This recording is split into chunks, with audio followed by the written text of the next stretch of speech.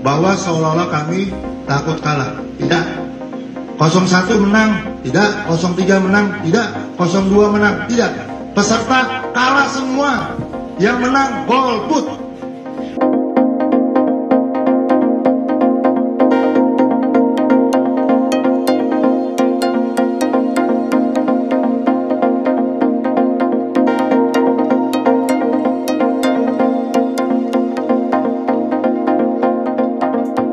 Dan akhirnya tim Ridho setidaknya akan menggugat di MK lah. Menurut saya itu juga sangat baik sekali karena itu adalah hak konstitusional bagi semua pasangan calon pilkada. Kalau misalkan tidak terima dan mempunyai bukti-bukti, ya silahkan ajukan gugatan di MK dan lain sebagainya. Nah, tetapi yang cukup unik ya, kalau kita lihat dari konferensi pers, setidaknya menggugat angka golput yang tinggi, yaitu di Jakarta terutama. Bahkan kalau kita lihat juga ya dari pemberitaan-pemberitaan itu memang di Pilkada Jakarta dan juga di pilkada-pilkada lainnya itu angka golput juga sangat tinggi sekali.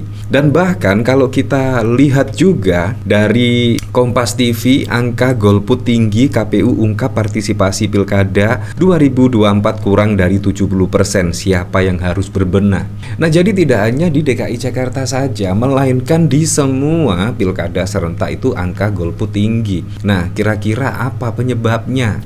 Apakah ya terkait cawe-cawe dari Pak Jokowi, Pak Prabowo, dan saat ini juga koalisi Indonesia Maju Plus bahkan juga mempunyai partai koalisi yang sangat banyak dan akhirnya juga tidak berimbang. Dan masyarakat kemungkinan saat ini juga sudah males ya, dan kemungkinan pasti yang menang itu, pasti yang menang si A, si B, dan lain sebagainya. Jadi sudah bisa ditebak. Tetapi kalau kita lihat dari fenomena pilkada-pilkada sebelumnya, itu antusias masyarakat untuk memilih setidaknya pasangan calon pemimpin daerahnya itu sangat tinggi. Tetapi saat ini kok semakin hari semakin menurun saja tingkat partisipasi masyarakat pada pilkada. Ini juga sangat mengherankan sekali, dan ini juga seharusnya menjadi evaluasi ya bagi pemerintah, kenapa angka golput ini sangat tinggi. Bahkan juga di hari pencoblosan itu hari libur nasional, tetapi kok tingkat partisipasi masyarakat justru rendah. Ini sangat wow sekali lah.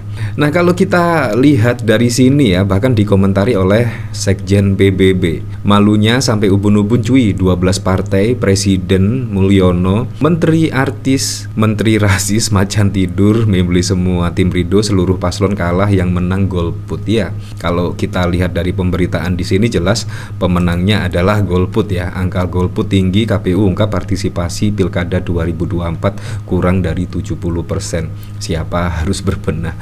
Bahwa seolah-olah kami takut kalah. Tidak. 01 menang, tidak. 03 menang, tidak.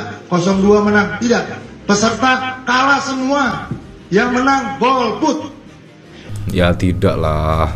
Yang menang Pak Pramono Anung lah. Golput ya jelas tidak dihitung lah. Ya, kalau kita lihat dari fenomena itu ya sangat lucu sekali. Karena yang dipilih itu ya yang mencoblos. Masa golput juga dipilih?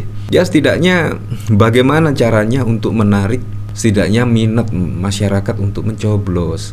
Wah, apakah terkait juga cawe-cawe dari Pak Jokowi, cawe-cawe presiden, dan akhirnya juga masyarakat tidak tertarik untuk memilih pasangan calon tertentu? Bisa saja terjadi, dan ini menjadi PR bagi pemerintah. Kenapa partisipasi masyarakat khususnya pada pilkada serentak ini menurun? Nah, ini harus dicari betul-betul, apakah cawe-cawe presiden, Pak Jokowi, dan lain sebagainya itu bisa membuat sentimen negatif kepada masyarakat dan sehingga angka golput ini cukup tinggi. Itu memang menjadi PR ya. Nah, dari sini bahkan dikomentari oleh Islah Barawi, kalah ya kalah aja, harusnya malu buat konferensi pers seperti ini.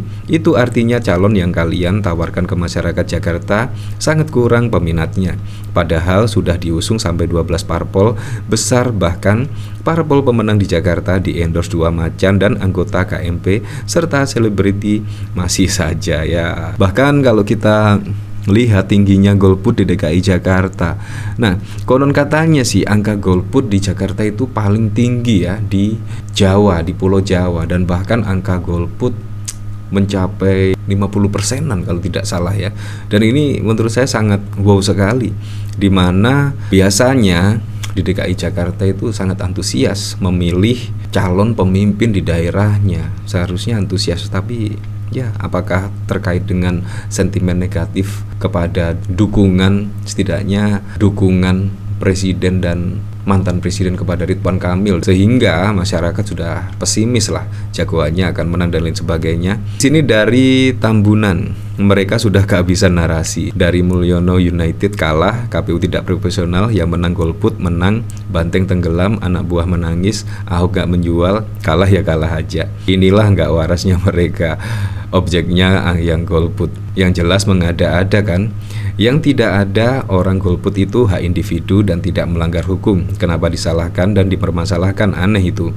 Jelas cari-cari kesalahan, lawan dan dibuat kesalahan. Ini pidato Prabowo soal prediksi Indonesia bubar tahun 2023, ya seperti itulah. Kalau kita lihat di sini ya, dari Tribun, akan ajukan gugatan ke MK, kubu Ridho sebut bukan untuk cegah Pramono menang. Oh, berarti sudah fix ya, Pak Pramono bakal menang ya. Tim pemenangan Ridwan Kamil Suswono akan mengajukan gugatan sengketa Pilkada 2024 ke Mahkamah Konstitusi.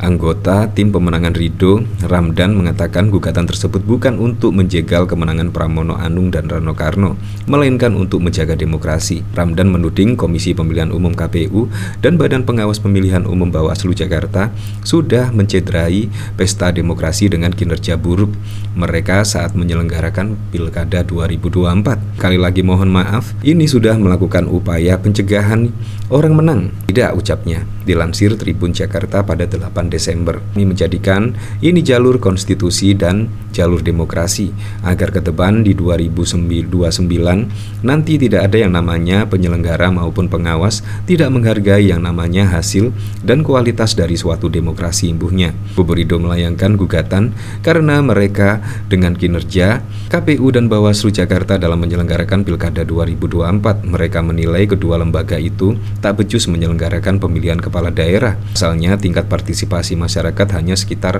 57%. Oh, jadi angka golput sekitar 43% ya. Kalau partisipasi masyarakat di DKI Jakarta 57%. Tetapi yang dihitung itu ya, yang datang dan mencoblos itu dihitung. Dan kalau Pak Pramono Rano setidaknya memenangi 50% lebih, dan itu bisa dipastikan menjadi pemenang. Nah, dari Alin, namanya Ridho tapi kok nggak ikhlas kalau kalah. Adeh, nggak tahu malu Fred. Yang golput berapa persen bang? 43%. Calon kalian yang nggak laku, lagian sales skincare melohe.